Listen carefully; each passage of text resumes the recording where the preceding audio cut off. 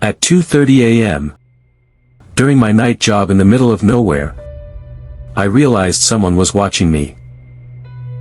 Not from outside. Not from the bushes. But from inside the building. And by the time I understood the truth, it was already too late. And this is the true story of the worst job I have ever taken. I needed money. Badly. Bills were everywhere. My savings were gone. And I was desperate. So when I saw an online ad, night security guard needed, good pay, easy work, I applied immediately. No interview. No background check. No questions. They hired me the same day. That should have been my first warning. On my first night, I arrived at the location at exactly 9:45 p.m. The road leading there was narrow. Too narrow. My car headlights were the only light for miles. No street lights. No houses. No signs. No human activity. Just endless darkness, and tall trees on both sides. They leaned toward the road, like they were watching me pass. My phone lost signal halfway there. No internet. No calls. No messages. Nothing. I was officially cut off from the world. When I finally reached the gate, I almost missed it.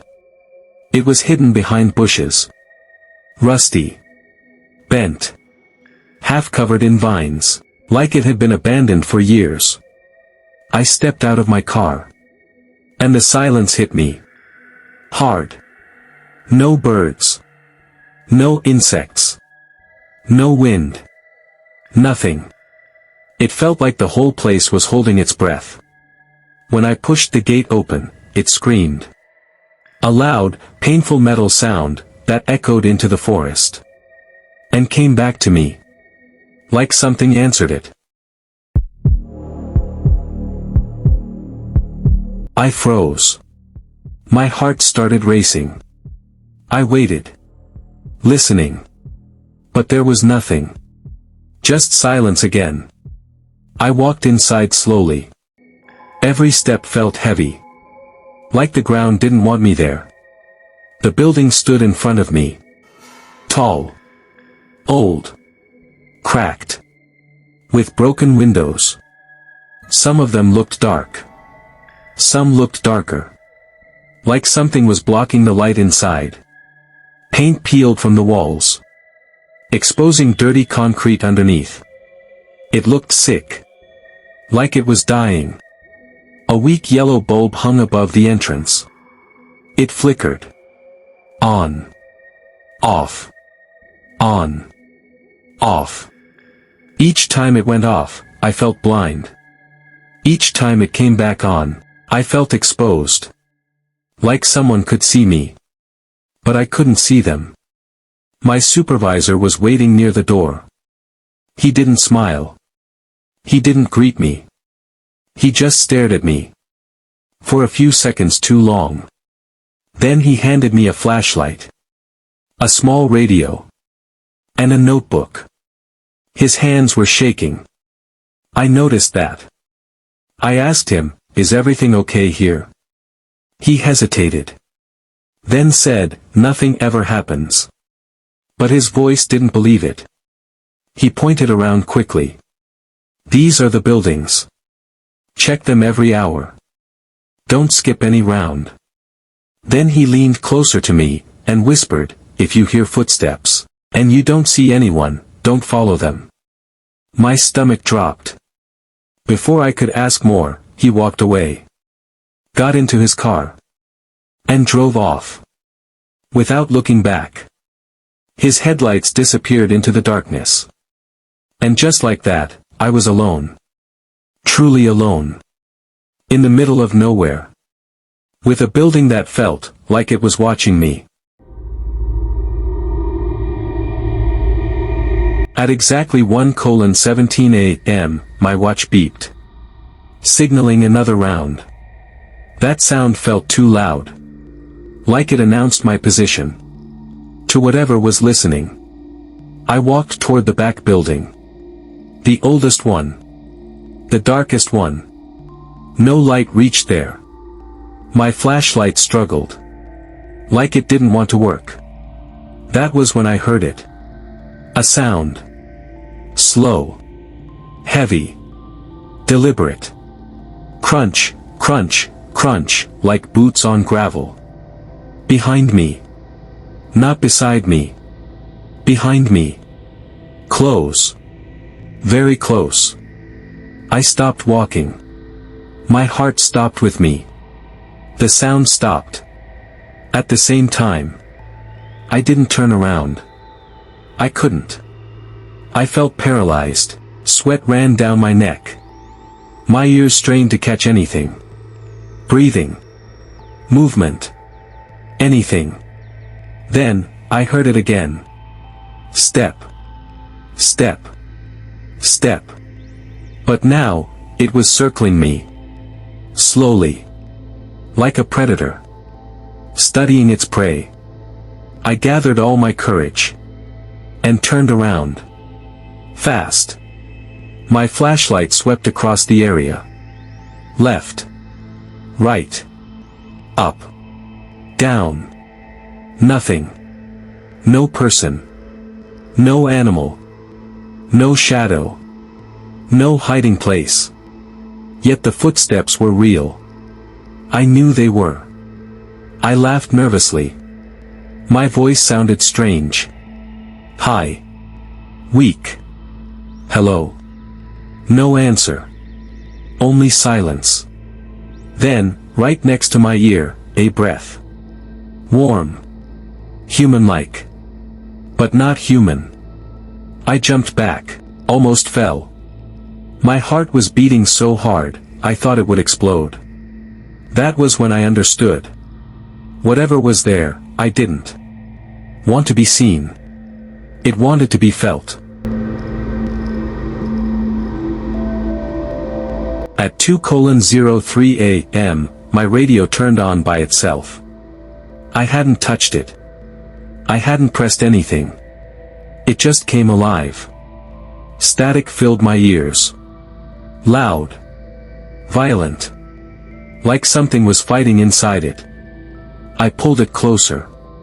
My hands were sweating. Then, a voice came through. Low. Unstable. Broken. I froze. That wasn't my supervisor. And that voice, it knew my name. My blood turned cold. I replied slowly, "Who is this?" Only static. Then breathing. Heavy. Uneven. Like someone struggling to breathe. "Are you alone?" The words were stretched. Distorted. Like they were coming from very far away, and very close at the same time. I didn't answer. I couldn't. Then my supervisor's voice finally came through. Clear. Normal. "Are you hearing that too?" I almost cried with relief. "Yes," I said quickly. "What is it?" There was silence. 10 seconds. 20. 30. Then he whispered, "Don't respond anymore." The radio clicked off. And didn't turn back on. No matter how hard I tried. By 3:40 a.m., I was exhausted. Mentally. Emotionally. Physically. I just wanted morning to come. I leaned against a wall. Trying to calm my breathing. That was when my flashlight began to flicker. Slowly. Like it was losing strength. On. Off. On. Off. Then, darkness. Complete darkness. I shook it. Hit it. Nothing. My phone screen was my only light. Weak. Barely visible. Then I noticed something. A shape. On the wall. A shadow. Long, thin. Wrong. It didn't match my body. It didn't match anything. It was taller than me. Its head was stretched. Its arms were too long. And it was moving. Slowly. Crawling. Sliding. Like smoke with bones. I held my breath. The shadow moved closer. Stretching toward my feet. Toward my legs. Toward my chest. I stepped back. It followed. Perfectly. Like it was attached to me. But I knew, it wasn't mine. My ears started ringing. My vision blurred. And then, the shadow stopped too.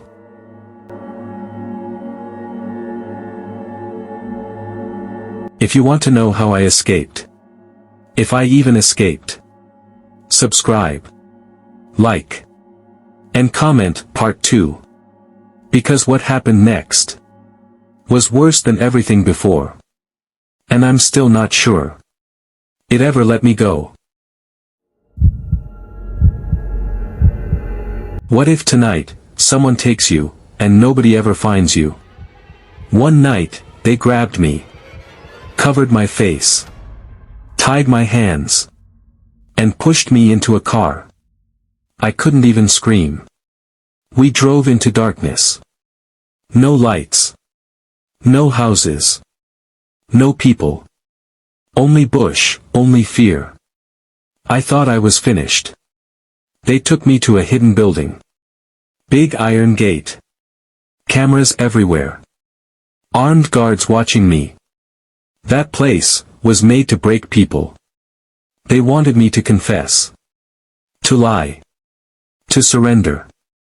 But I refused. I fought back, even when my body was tired. Somehow, I escaped. Barely. My legs were shaking. My heart was screaming, but I was alive. Then I saw it, a strange symbol on the wall. The same one, on missing people. They were still watching me. Want the full story? Go to my channel now. Search, SHADOWPULSE.